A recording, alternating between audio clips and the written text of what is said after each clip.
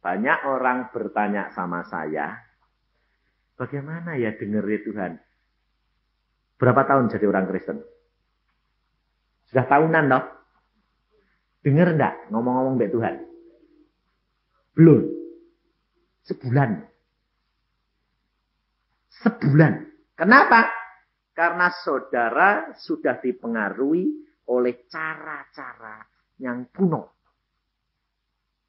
Karena apa? Kunonya kenapa? Karena pikirnya itu Tuhan itu jauh sana loh. Tidak bisa dijak omong-omong. Tuhan terlalu suci untuk bisa bicara dengan kita. Saudara tahu? Tapi kalau saudara belajar firman Tuhan, Yesus selalu berkata, domba-dombaku mendengar suaraku. Ini loh saudara. Maka dari itu kita harus belajar sungguh-sungguh mengenal akan Yesus Tuhan kita itu. Maka kita akan hidup penuh dengan sukacita. Sebab firman Tuhan berkata, yang terdahulu akan menjadi yang terakhir. Yang terakhir menjadi yang terdahulu. Loh, saudara mau enggak? Ketinggalan. Hah? Enggak mau. Kalau tidak mau, hapus cara berpikir yang lama. Bahwa kalau engkau berdoa, katakan, Tuhan, aku tahu engkau di depanku. Engkau beserta aku. Dan engkau ada di dalamku.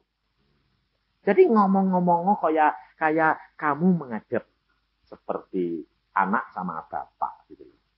Sekarang saya tanya, saudara. Kita kerap kali terhadap Tuhan itu terlalu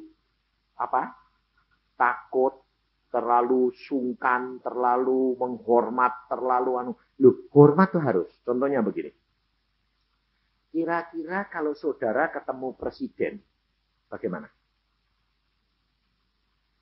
Sungkan sekali, menghormat sekali atau tidak? Saudara berani duduk di depan dia nyingkrang?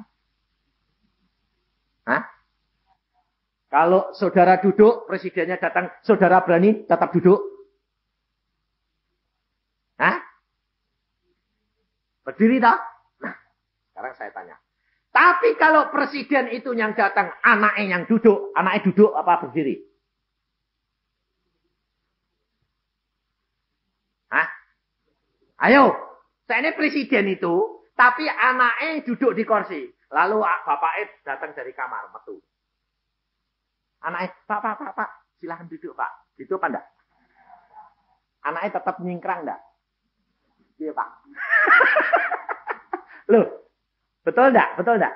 Ini contoh yang gampang saja, saudara tahu. Kalau dia anak presiden, lambok bapaknya jalan-jalan ya, dia tetap duduk. Sebabnya apa? Anaknya. Lah saudara ini anak siapa? Anak Tuhan siapa? Yesus. Lah kok takutnya luar biasa sama Yesus? Saudara tahu. Mengapa? Karena saudara kurang akrab dan tidak menghayati bahwa engkau adalah anak-anaknya. Maka kerap kali orang berkata kepada saya, ya kalau kayak Pak Yusa ya enak. Loh, enak atau tidak itu bukan tergantung Tuhan, tapi tergantung kamu sendiri. Lah kira-kira kalau anaknya presiden itu setiap kali dinas, kalau ketemu bapak pakai pakaian dinas. Nggak pernah pakai pakaian piyama, nggak pernah pakai pakaian santai. Kalau mau makan, asal ketemu bapak, selamat pagi Pak. Bapaknya seneng atau bapaknya malah jengkel? Jengkel. Kamu ini siapa? Kau itu anakku. Sampai Yesus berkata berkali-kali. Engkau itu anakku. Kalau anak, ya mesra hubungannya sama bapak. Betul enggak? Kadang-kadang itu manja, gitu loh. Tapi saudara ini enggak pernah manja sama Tuhan. Enggak pernah. Saudara pernah ngomong ini? Tuhan aku males kok Tuhan. Gitu. Enggak pernah. Tak berani dah. Takut soalnya. Saya itu terus terang kerap kali sama Tuhan itu manja. Sebab apa? Mana bapak ibu kalau tahu anaknya itu manja, seneng enggak? Seneng. Kadang-kadang tapi jangan manja kurang ajar. Nanti dipanggil enggak mau, nah itu kurang ajar.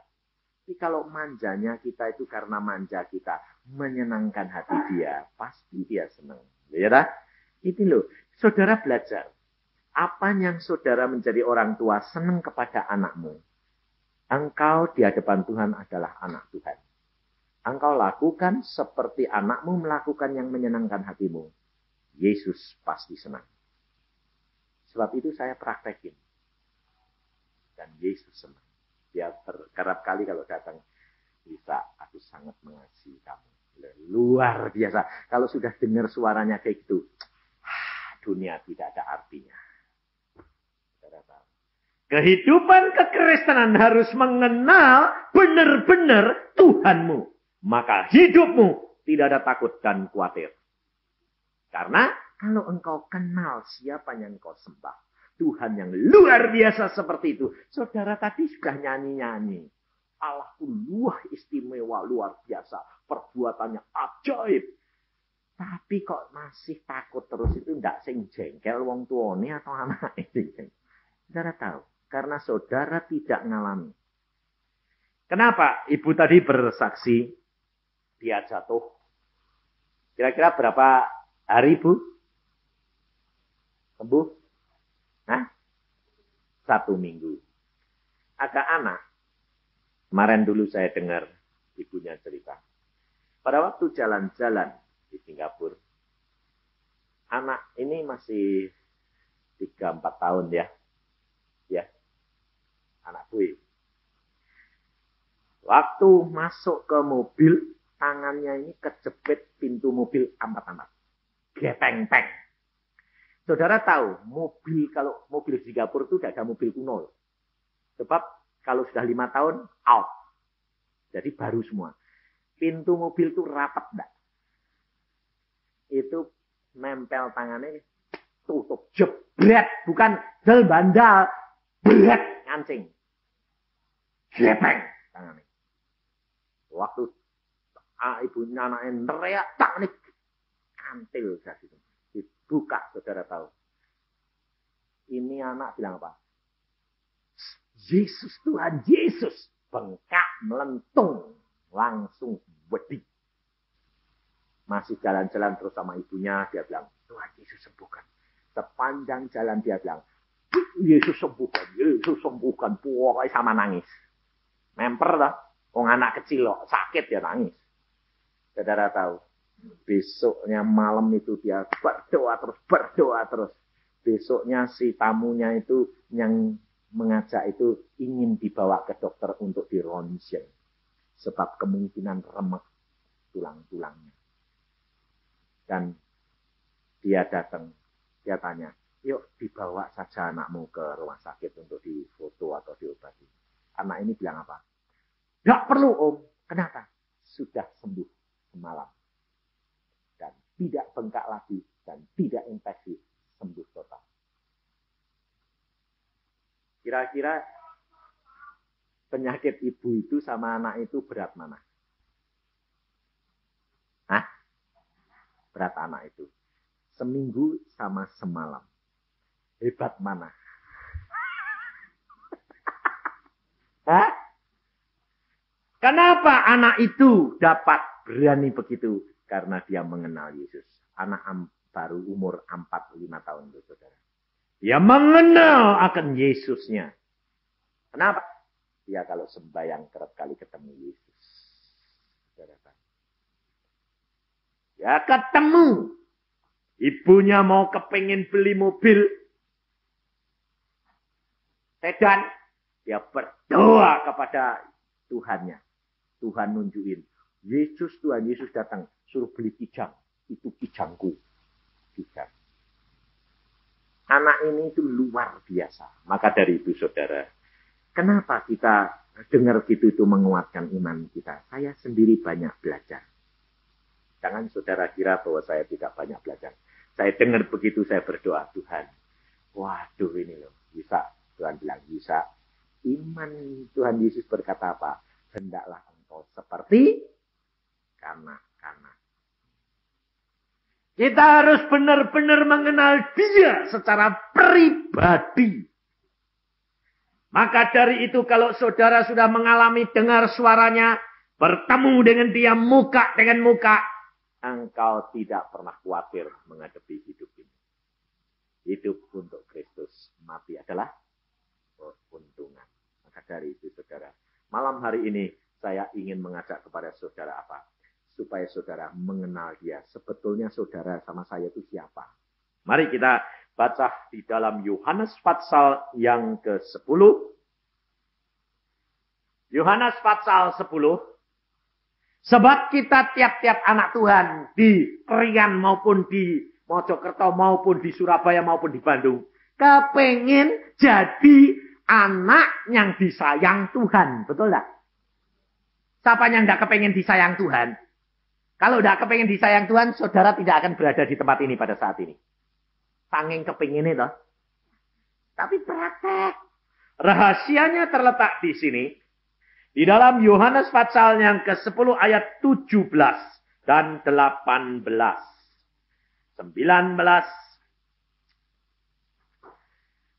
Bapak, ya, Yohanes pasal 10 ayat 17, 18 dan 19. Bapak mengasihi aku oleh karena aku memberikan nyawaku untuk menerimanya kembali. Tidak seorang pun mengambilnya daripadaku, melainkan aku memberikannya menurut kehendakku sendiri. Aku berkuasa memberikannya dan berkuasa mengambilnya kembali. Inilah tugas yang kuterima dari Bapakku. Maka timbullah pula pertentangan di antara orang-orang Yahudi karena perkataan itu. Banyak di antara mereka berkata, ia kerasukan setan dan gila. Kalau saudara perhatikan, kenapa firman Tuhan ini demikian aneh? Sebab inilah yang menjadi kunci di mana Bapa itu sangat mengasihi Yesus. Dan kita kepingin sangat dikasihi oleh Yesus. Betul tak? Sebab Yesus sudah berkata, seperti Bapa mengutus aku mengutus kamu. Jadi status saudara sekarang adalah sama dengan statusnya Yesus. Kalau status saudara dan saya sama dengan status Yesus, saudara harus belajar bagaimana supaya dicintai oleh Yesus. Seperti Yesus dicintai oleh Bapaknya.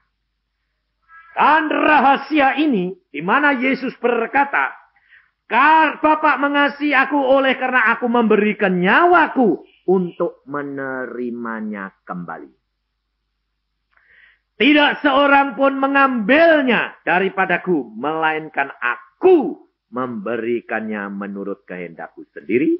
Aku berkuasa memberikannya dan berkuasa mengambilnya kembali. Inilah tugas yang aku terima dari Bapa. Kalau saudara dengar begini, lalu sekarang saya tanya. Saudara dapat tugas dari Tuhan Yesus atau tidak? Seperti Tuhan Yesus dapat tugas daripada Bapaknya. Ayo, renungkan. Atau saudara berkata, Tuhan Yesus berkata, aku berkuasa menyerahkan, aku berkuasa mengambil kembali. Ya, dia punya kuasa karena dia Allah. Aku manusia, aku tidak dikasih kuasa seperti itu. Ayo, setuju yang mana?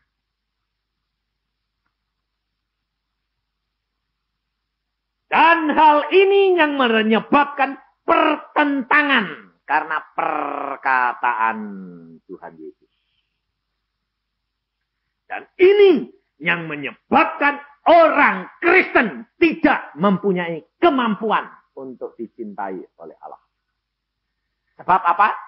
Sebab pendapat saudara banyak orang Kristen sama dengan pendapatnya orang ahli Taurat dan orang Farisi. Sebab dia tidak tahu bahwa dia sendiri adalah dapat tugas. Seperti Yesus dapat tugas dari Bapa, saudara dan saya dapat tugas daripada Yesus. Tugas yang mana? Yesus berkata, barang siapa sayang nyawanya, dia akan kehilangan nyawa. Barang siapa kehilangan nyawa karena aku, rela menyerahkan nyawanya karena aku, ia mendapatkan nyawa. Itu tugas siapa? Tugas Tuhan buat siapa? Saudara dan kalau engkau rela menyerahkan, berarti yang nyerahin, yang ngambil orang lain atau saudara sendiri yang rela menyerahkan? Saudara menyerahkan. Saudara Yesus berkata, dia akan menyerahkan nyawanya karena Kristus. Dia akan mendapatkan. Saudara berhak kembali tidak? Ngerti? Apa bedanya kata-kata Tuhan Yesus yang diberi tugas oleh Bapa kepada dia untuk menyerahkan nyawanya dan untuk mengambil kembali?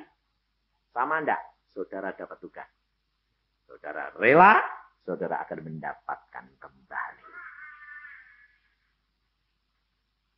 Ngerti? Maka dari itu untuk membongkar rahasia ini, supaya saudara tahu siapa saudara sebetulnya. Kalau saudara saya katakan, kamu adalah Allah. Saudara setuju tidak?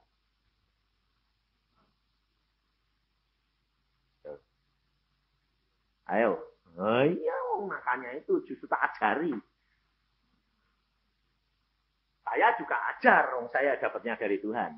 Kalau saya katakan saudara, engkau adalah Allah. Setuju tidak? Mau? Bingung deh. Apa enggak anu ini nanti? Enggak sesat ini. Oh, kamu Allah. Saudara tahu, saya tidak akan mengatakan sesuatu yang bukan daripada firman Allah. Saudara tadi berkata, aku anak.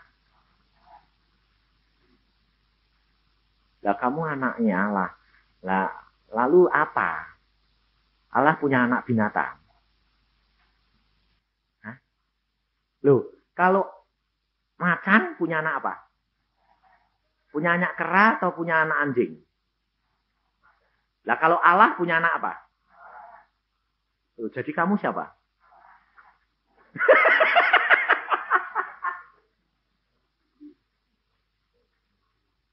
Ini firman Tuhan loh yang berkata. Mari kita baca di dalam Yohanes pasal 10 ini. Kenapa orang Farisi dan ahli Taurat menentang Yesus? Karena orang ahli Taurat dan orang Farisi tidak tahu apa yang diartikan oleh kata-kata Yesus itu tadi. Maka dia menentang dan dia berkata. Ayat 33 lebih dulu. Jawab orang-orang Yahudi. Bukan karena suatu pekerjaan baik maka kami mau melempari engkau. Melainkan karena engkau menghujat Allah. Dan oleh karena engkau manusia, sekalipun hanya seorang manusia saja, menyamakan dirimu dengan Allah. Orang Farisi dan ahli Taurat dia mau melempari dan membunuh Yesus. Karena dia mengatakan bahwa Yesus seorang manusia biasa menyamakan dirinya sama dengan dikatakan menghujat Allah. Sekarang kalau saya katakan kepada saudara bahwa saudara adalah Allah, saudara mungkin bicara sama orang lain, lalu saudara akan dicap sesat. Betul lah. Padahal ini ayat firman Tuhan. Ayat jawab Yesus ayat 34 dan 35. Kata Yesus kepada mereka, tidakkah ada tertulis dalam kitab Taurat kamu? Aku telah berfirman, kata Allah, Kamu adalah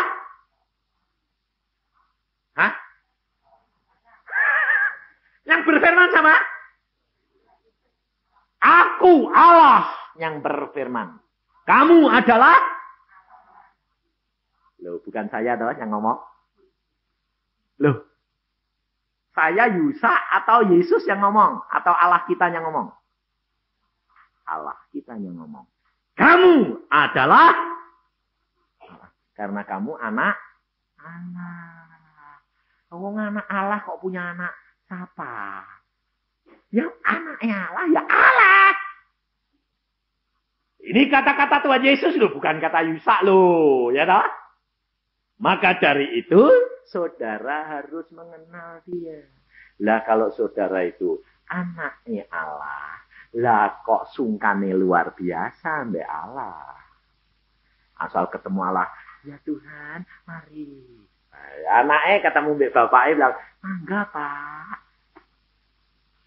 Apalagi kalau dia bersikap kayak ajudan. Siap. Kalau bapak, presiden belum bilang, silakan istirahat. Ya, ngeteteng terus. Lah kira-kira kalau anak-anak presiden gitu, bapaknya jengkelnya kayak apa? Makan di meja, yuk makan. Siap. Kalau bapaknya belum bilang, mulai makan, gak berani ngambil sendok. Lah itu robot. Lalu bapaknya bilang, kowe ku anakku apa rakyatku? Anak, lah anak ya jangan gitu. Kowe itu rakyat Indonesia, rakyatku yo memper. Wong kowe itu anakku, yo lain. Relax, gurau, santai. Berani jawil-jawil bapak. Bapaknya jalan sana. Pak. Berani enggak? Loh, anaknya presiden berani enggak? Narik bajune bapaknya berani enggak? Kamu berani enggak? Hah? Kamu berani enggak? Enggak berani toh? Kenapa? Karena bukan anaknya. Anaknya berani enggak? Saya itu sudah pernah ketemu Tuhan. Tuhan itu ngajar saya. Ngajar gini loh. Saya dengerin. Saya bilang, gak ngerti Tuhan. Itu Tuhan bilang, dengerin dulu. Ya, lagi terus. Gak ngerti. Aku bilang itu. Ya, memang kamu sekarang belum ngerti. Nanti ngerti. Nggak mau. Aku kepengen sekarang. Saya bilang. Lalu Tuhan itu pergi. Saudara tahu apa yang saya lakukan? Saya lari. Tak tarik jubahnya. Jubah putihnya itu loh. Orang itu pakaiannya kan kayak pakaian orang Yahudi loh. Gelombang-gelombang. Tak pegang, tak tarik. Tak tarik itu Tuhan bilang apa? Muter kepalanya bilang. Melawan. Enggak. Tuhan mesem. Ya, apa? Tunggu waktunya. Marah. Enggak. Maka dari itu saudara, engkau harus mengenal Tuhanmu sungguh-sungguh secara pribadi. Sebab Tuhan akan bertindak menurut keadaan manusia. Sebab dia adalah Allah yang maha kuasa, dia maha tahu, dan dia maha mengasihi. Dia akan bertindak setiap manusia menurut keadaan. Mengapa? Karena Allah Yesus Kristus sudah berkata, jadilah segala sesuatu sesuai dengan imanmu. Artinya sesuai dengan pandanganmu. Jadi kalau kamu nganggapnya Yesus itu suci, terlalu suci, tidak bisa hampiri. Aku manusia dosa. Ya bakal tidak ketemu terus selama ini. Tapi jangan kurang ajar. Sebab Yesus Allah, dia maha suci dan kudus, engkau kotor. Maka dari itu, Yesus Tuhan berkata, barang siapa menghampiri aku, harus dengan roh dan kebenaran. Artinya, di dalam roh dan kebenaran, bukan dalam bahasa roh. Lain. Dalam roh dan kebenaran, artinya, dalam firman kebenaran adalah Yesus. Yesus adalah firman dan firman-Mu itu kebenaran. Jadi kalau engkau mau menghampiri Bapa, menghampiri Allah, engkau harus tahu akan firman dan engkau di dalam firman-Nya. Artinya di dalam kebenaran. Berdoa minta ampun dulu, disucikan dulu, sehingga engkau berlindung di dalam firman-Nya. Nah, menghampiri dengan roh berarti hati kita seluruhnya roh ini mengadah kepada Dia. Tidak belayang-belayang. Padahal kalau saudara itu sembahyang, mulute sembahyang, pikirannya melayang. Itu bukan menghampiri Allah dengan roh dan kebenaran. Karena Allah sudah mengatakan, hendaklah engkau mengasihi Dia dengan segenap hati, pikiran, akal budi, dan kekuatanmu seluruhnya. Maka dari itu, saya terus terang dari kecil diajar oleh Tuhan. Bagaimana caranya kita harus dapat menghadap kepada Tuhan dengan seluruh keberadaan kita. Merupakan ibadah yang sejati. Ibadah yang sejati yang dikehendaki oleh Allah itu adalah mempersembahkan tubuh ini seluruhnya. Hati, pikiran, dan jasmani. Maka saya diajar oleh Tuhan mulai dari kecil. Caranya bagaimana? Berdoa konsentrasi. Tapi ternyata rasanya sudah konsentrasi. Hati, pikiran tetap konsentrasi. Sampai saya belajarnya itu ada nyamuk gigit. Saya tidak berani mukul. Karena saya dulunya tidak tahu. Karena pikir saya. Roh, jiwa, dan tubuh. Artinya tubuh ya. Sudah diam. Jangan lalu ceplek. Enggak. Gigit nyamuk, biar. Konsentrasikan terus. Sebentar tak lihat pikirnya sudah lama. Tak dulu. 5 menit. Lalu mulai masuk lagi. Sebentar lagi. Pikirannya sudah mulai melayang. Balik lagi. Melayang. Balik lagi. Lama kelihatannya. 10 menit. Dan itu perlu saudara. Dan sekarang saya dapat berdoa. 1 jam. 1 jam setengah. Tidak terganggu. Karena apa? Karena sudah bertemu dengan Dia. Dan tidak melayang-melayang pikirannya. Kenapa? Sudah melatih diri. Orang Kristen kerap kali tidak mau melatih diri. Karena apa? Terlalu menggampangkan. Karena dia tidak mengenal akan Allahnya. Harganya engkau bayar. Kalau engkau sudah ketemu dengan Yesus. Terlalu murah, saudara tahu. Coba orang-orang kebatinan itu lebih taat apa tidak? Karena engkau belum mengenal cintanya Yesus, ketekunanmu kurang. Tapi kalau engkau sudah kenal cintanya Yesus sungguh-sungguh, mati pun engkau berani. Ya. Makanya seperti saya sekarang ini sudah kenal benar-benar Dia. Saya berkata apa? Mati untung, hidup untuk Kristus. Kalau ditanya, mau cepat-cepat Pak? Kalau bisa sekarang mau. Sebab apa? Saya rindu terus ketemu Yesus. Maka pada waktu saya tahu sudah pernah mati, saya bilang, puji Tuhan. Saya tidak pernah berkata, aduh, anak bojoku piye? Aku belum ketemu. Enggak. Saya bilang apa? Waktu saya kena serangan jantung, saya keluar. Saya bilang, Tuhan, cepat aku pulang sekarang ke Petrus. Surga langsung buka. Tuhan bilang, tugasmu belum selesai. Saya bilang, sudah kepengen kumpul sama engkau kok Tuhan. Tugasmu belum selesai. Jangan takut. Aku menyerupai engkau. Aku mengasihi engkau. Maka saya orangnya tidak peduli. Siapa yang pulang dulu, untung. Karena saya sudah mengenal. Di sana adalah kekal dan segala-galanya luar biasa. Enak. Karena sudah ngalami, sudah tahu, sudah ketemu. sudah menjamah dia, sudah bergaul erat dengan dia, mati pun setia. Maka Tuhan Yesus berkata di dalam ayat yang ke-35. Jikalau mereka, perhatikan. Jikalau mereka kepada siapa firman itu disampaikan, disebut Allah. Sebab kitab suci tidak dapat dibatalkan. Masihkah kamu berkata kepada dia yang dikuduskan oleh Bapa, yang telah diutusnya ke dalam dunia, engkau menghujat Allah, karena aku telah berkata, aku anak Allah. Setiap orang yang mendengar firman Tuhan, firman disampaikan.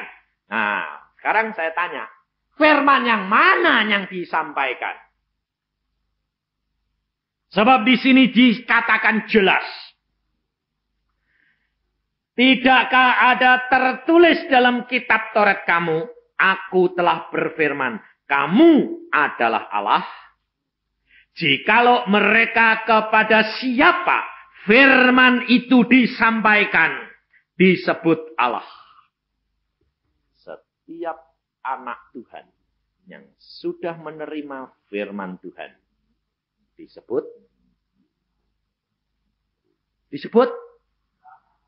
Allah. Tidak ada kata-kata anak Allah. Disebut Allah. Dari saudara harus tahu kedudukan saudara. Kalau engkau sudah menerima firman, engkau sudah disebut Allah. Dan engkau menyebut Allah Bapa adalah Bapakmu. Kau harus mempertanggungjawabkan kedudukanmu, saudara-saudara. Engkau tidak boleh hidup sembarangan lagi di dalam dunia ini. Karena hidupmu bukan manusia biasa lagi. Tapi manusia-manusia Allah. Harus hidup dalam kesucian dan kekudusan. Sebab kalau engkau tidak hidup di dalam firman yang sudah disampaikan, engkau kehilangan hak lagi menjadi anak-anak Allah. Menjadi Allah-Allah itu. Maka banyak hidup orang Kristen itu tidak menikmati kemuliaan yang diberikan oleh Allah Bapa kepada Yesus Kristus anaknya. Kenapa? Karena dia kerap kali kehilangan status sebagai Allah. Kalau saudara hidup seperti Kristus, menjaga diri, lalu katakan, setiap perkara yang engkau hadapi, katakan terus terang. Sebab orang lain dosa belum tentu dosa buat kamu. Sebab setiap orang itu ukurannya tidak sama. Maka kita tidak boleh menilai orang lain, saudara. Itu orang Kristen kok perbuatannya gitu. Masa cari untung kok sampai lipat-lipat ganda. Apa enggak serakah itu? Loh, kamu yang justru salah ngakimi orang lain. Loh lah kalau dia untungnya belum cukup, kenapa harus untung sedikit? Orang dagang umpamanya. Dia belinya 10.000. Mau dijual 30.000. Boleh enggak? Lalu orang bilang, serakah itu. Loh, yang ngomong serakah itu iri atau dia sendiri yang enggak bisa? Dia sendiri tidak bisa dan iri. Ini saya alami. Saya kerap kali sama pedagang-pedagang ditanya, apa enggak serakah Pak Yusak? Loh. Tuhan Yesus berkata apa? Hendaklah engkau cerdik tapi tulus hati. Saya kan tidak bohong toh. Waktu saya di Irian Barat itu tidak ada alat-alat rumah tangga itu tidak ada. Saya dikirim sana sebagai seorang dokter. Gaji saya 10 hari habis buat makan. Lalu yang 20 hari saya makan apa? Makan angin. Sore tidak boleh praktek dokternya. Tapi Tuhan mengatakan, kamu berangkat ke Irian Barat. Saya bilang, Tuhan, di Irian Barat tidak boleh praktek. Sore, gaji tidak cukup. Makan apa? Aku sanggup memberi kamu makan. Baik, saya berangkat. Ternyata di sana benar. Gaji 10 hari habis. Lalu saya bilang, loh Tuhan, sekarang habis toh. Aku makan apa saya ini? Makani terus grogoti semua simpenanku ya gundul. Saya bilang. Tuhan bilang, aku berkuasa. Lalu saudara bilang, apa? Saya ini kepingin jalan-jalan. Sama istri saya jalan-jalan. Muteri kota terus. Asal toko masuk. Setelah masuk pulang sampai capek. Lalu Tuhan tanya, kamu lihat di toko-toko itu ada yang jual alat rumah tangga enggak? Iya ya. Saya ngomong sama istri saya, alat rumah tangga meja kursi itu enggak ada. Enggak ada. Lalu Tuhan berkata, ngerti maksudku? Oh ngerti aku sekarang. Oh aku ngerti. Jadi aku bukan jalan-jalan tadi aku suruh lihat gak. Angsal masuk ke toko karena dokter gigi cuma satu. Angsal masuk toko kan bilang, wah dokter tuh Ben, mari masuk. Masuk kursinya reot semua. Kursi tamunya itu reot semua. Bikinan orang irian sendiri. Nah, kayak apa? Wong bangku-bangku elek kayak gitu. Nah, terus Tuhan bilang, ngerti? Apa maksudku? Oh ngerti aku maksudku. Aku engkau suruh datangkan alat-alat rumah tangga. Bapakmu kan mebel di Jepara. Suruh ngirim tuh barang ukiran. Jangan ngirim yang jelek-jelek, yang bagus sekaligus. Kok tak terbuka. Lalu saya bilang, alat angkutannya susah Tuhan. 1 bulan kapal cuma sekali. Kapal angkatan laut. Bawa beras. Tuhan berkata, engkau kan dokter. Kalau kamu bilang, milik dokter Yusa, dokter Cipto, tidak berani tidak bawa, tidak bawa rawat gigi. Ya benar. Langsung saya kirim surat sama bapak saya. Pak, kirimin mebel. Kursi, lemari, ini, ukiran semuanya. Harganya berapa? Kasih tahu, nanti tak bayar. Lalu kursi itu ditetelin semua, dipak satu setel sedikit, tumpuk gitu. Saya bilang, kirim ke Surabaya, katakan alamat rumah sakit Biak, Dr. Cipto, urgen, mesti dibawa. Ternyata papa sampai di sana, angkatan laut berkata, buat siapa Pak? Ini untuk alamat rumah sakit milik Dr. Cipto, harus dibawa. Oh ya, dokter gigi di sana cuma 1 ya Pak. Wah ya, dibawa, enggak apa-apa enggak. Sampai di Biak, duananya bilang, ini punya siapa? Dokter Cipto. Wah, langsung saya dibel. Dok, ada kiriman. Apa? Enggak tahu tuh. Alat-alat rumah tangga banyak. Oh ya. Diantar. Sonter diperiksa. Sampai di rumah tak buka, tak seteli semua. Nah, saya sebarang ya bisa, tak seteli dewek. Sekrupi dewek. Jadi, toko-toko tak panggil. Mampir, kalau mau lihat barangku, mampir. Barang apa? Pokoknya mampir. Lihat, wah. Ini, alat rumah tangga bagus-bagus ukiran. Dari mana? Pokoknya kamu butuh, kepingin enggak? Wah, mau. Rebutan. Saya belinya 25.000, jualnya 150.000.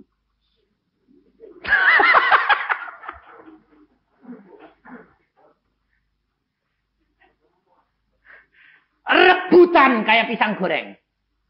Sebab apa? Orang kaya tidak ada yang punya. Ya dah? Dia bilang, saya dokter. Saya bilang, saya baru datangi cuma 10 biji. Ini buat contoh. Enggak, ini buat saya.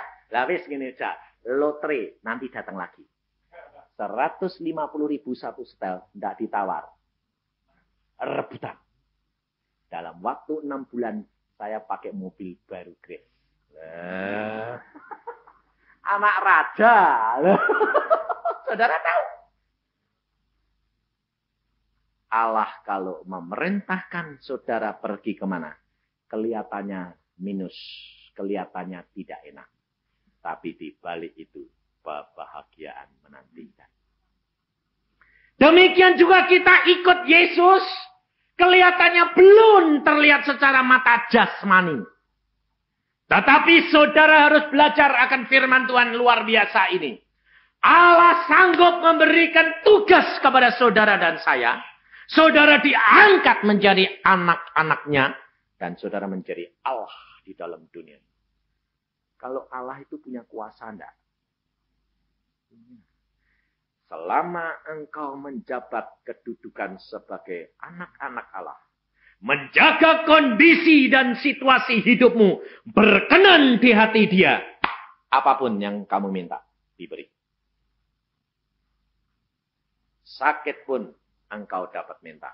Sebab Yesus sudah berkata, jikalau engkau di dalam aku dan firmanku di dalam kamu, minta apa saja, engkau akan sembuh. Diberi. Loh, secara rasio itu orang 60.000 kok datang sana kawin langsung bisa pulang lagi. Itu masuk akal enggak? Saudara tahu, saya kena serangan jantung 3 kali, ginjal saya sudah rusak. Semua sempurna. Tidak ada tanda-tanda saya bekas kena sakit jantung. Teman saya sekelas kena serangan jantung 3 kali, game. Kena serangan jantung 2 kali ketemu saya, jalannya sudah begini. Saya kaget. Umurnya sama saya cuma terpaut 1 tahun. Saya bilang, loh, saya sampai kaget loh. Kamu kenapa? Saya dari jauh gini, sini loh. Ngomong keras gak berani. Saya sampai lari ke sana. Kenapa kamu tak hoyok-hoyok malam? Lah orang sakit jantung tak horok-horok. Aku tak boleh ngomong keras-keras. Aku tak boleh gerak cepet-cepet. Kenapa? Jantungku tinggal 1/3. Ketemu saya sudah bilang kena serangan 2 kali, sudah tinggal 1/3. 2 bulan kemudian, saya baca koran. Serangan yang ketiga, game. Aduh, mati. Saudara tahu, saya sudah mati bangkit lagi. Karena apa? Karena Yesus. Kalau kita menyerahkan nyawa kita kepada dia, malah kita dapat. Tapi saudara kerap kali gedoli nyawa. Padahal Alkitab sudah ngomong, siapa yang sayang nyawa, takut kehilangan nyawa karena aku, ia akan malah kehilangan. Tapi sudah tahu, tapi tidak mampu. Sudah tahu loh.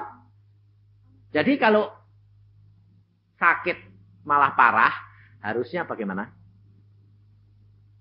Ucap syukur. Tuhan beneran, supaya cepat ketemu gue.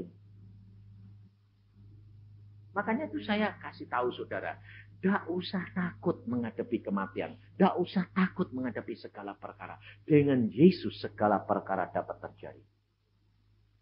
Kalau itu dibiarkan terjadi, saudara diuji. Nurut apa enggak? Tetap setia atau enggak? Coba kalau anak yang kejepit tangannya di pintu mobil sampai gepeng itu tadi, dia nggerutu. Tuhan, kok kenapa kok biarkan tanganku kecepit? Mau dikasih tahu. Sebelumnya kecepit. Dia tidak akan sembuh. Dia berkata apa? Yesus sanggup sembuhkan. Allah Yesus sembuhkan. Dalam nama Yesus sembuh. Dalam nama Yesus sembuh. Dalam waktu singkat. Karena itu saudara dan saya harus mengenal dia. Sebab dia sudah berjanji. Rambut kita saja dihitung. Rambut kita saja dihitung. Tidak ada sesuatu selembar pun boleh jatuh tanpa kehendak dia. Nah kok takut? Makanya istri saya kerap kali kalau sisiran dia bilang, aduh rontok lagi. Saya berkata, jangan bilang aduh-aduh. Kalau kamu aduh-aduh berarti kamu tidak memuliakan nama Tuhan. Kalau Tuhan mengizinkan itu rontok, engkau Tuhan akan ganti. Tidak bakal kue buta kayak aku. Saya orangnya gitu. Kenapa? Lah, aku kok botak? Lah, saya sudah bilang kok Tuhan kok botak? Biar kamu tidak disayangi wanita. Ya wis toh, botak is ben. Aku bilang gitu. Lah, apa? Nah, Tuhan mau menjaga yang terbaik kok. Apapun yang terjadi dalam diriku, terbaik. Tidak ada masalah. Tuh, saudara. Saya itu punya, tulang punggung ini tuh lemah sekali. Saya tidak kuat. Kalau berdiri tegak gini terus, kira-kira seperempat jam saya tidak kuat. Dulu. Sekarang saya mampu. Kenapa? Tuhan berkata begini. Sekarang kalau kamu sembahyang, duduk tegak. Tadi kalau saya sembahyang jengkeng itu, tegak saya. Katakan, tulang punggung, nurut, tegak. Tegak. Sekarang saya kalau sembahyang tuh setengah jam, sajam ya tegak terus. Lalu istri saya bilang, lu kok tambah dhuwur. Lah dulu gini, sekarang tegak. Dan tambah sehat. Karena apa? Paru-paru lebih mengembang. Dan Tuhan berkata, segala perkara kamu sanggup lakukan. Karena aku yang menyanggupkan kau. Di dalam saat kamu berdoa, pusatkan pikiranmu dengan Yesus. Dan sikap doa yang benar di hadapan Dia. Mesti sehat. Karena apa? Karena semuanya itu asalnya dari Dia. Dan kembali kepada Dia. Saudara, kita harus sadar bahwa kita adalah Allah yang sudah diangkat oleh Yesus Kristus. Mendengar firman-Nya dan kita punya status Allah. Jangan takut, tetapi kita harus peliharakan seperti Yesus. Sebab Yesus sudah berjanji, barang siapa percaya kepadaku, maka ia akan melakukan perkara-perkara yang aku lakukan. Bahkan lebih besar. Berarti status kita sama Yesus sama. Tetapi jangan meninggikan diri, tetapi hidup selalu di dalam Yesus. Di dalam kekuasaan roh, hidup kita, perkataan kita akan jadi. Karena Kristus yang menjadikan semua-semuanya. Amin. Mari kita berdoa.